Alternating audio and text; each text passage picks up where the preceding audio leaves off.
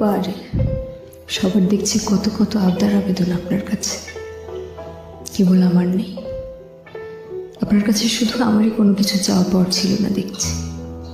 বেশ তো, যা চেয়েছি তা দেবেন না বলে কত রঙ্গ কৌশল করে পালালেন। একটা পাপমুক্ত জীবন, একটি বন্দিত্বের প্রায়শ্চিত্ত, অসম্ভব আবদার রেখে সবার থেকে আলাদা হলাম। সবার মতো আবদার প্রকাশ করে কাঁদতে পারছি না। আপনার আবার ছিলই বাকি জয় আমির, একটি অসম্পর্ক, একটা বিরোধ, তথাকথিত বৈধ একটি পরিচয়। তার ভিত্তিতে কি বা চাইবার থাকতে পারে আপনার কাছে? এক জীবনে কারো মেয়ে, বোন ও কিছু বন্দির কাণ্ডারি হতে গিয়ে স্ত্রী ও মা হওয়া হলো না। হারালাম সন্তানুষা। আপনি কে? আমার কে আপনি? স্বামী হবার যোগ্যতা কি আছে আপনার? একজন আমজাদ আলী প্রামাণিকের মতো পুরুষ আমি চেয়েছিলাম আপনার স্থলে। এলেন আপনি। এলেন যখন জীবনটা গুছিয়ে নিলে হতো। আমার তো ভাব নেই। 3 কবুল পড়ার পর কি আপনার কর্তব্য ছিল না আমার এক জীবন কাঁধে বলে দেবার? অথচ আপনি আমার রূহ অবধি পুড়িয়ে ছাই করেছেন দিনের পর দিন।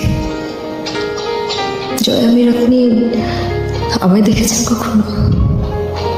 যে মেয়েটা একটু একটু করে নারী জীবনের সমস্ত শখ আহ্লাদের গলা কেটে কিছু প্রাণ বাঁচাতে আপনার সাথে লড়াই করে গেছে, শেষে না সে প্রাণগুলো বেঁচেছে আর না সে নিজে। আমার বয়স কত?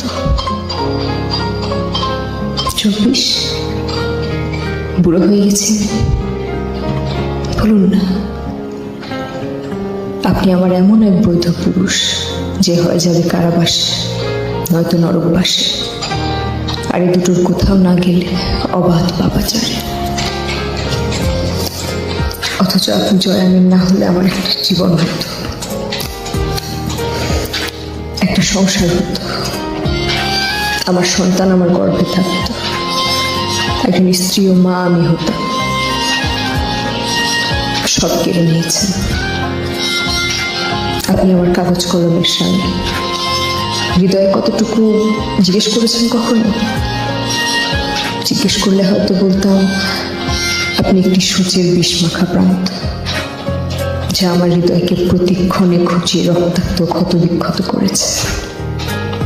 তা শোনার পর কি স্বামী হবার চেষ্টা করতেন? এত হিসেব গর্বে রেখে বর্বর শুয়ে থাকা পাপী পুরুষ আপনি আমার স্বামী নন, আপনি আমার আসামি।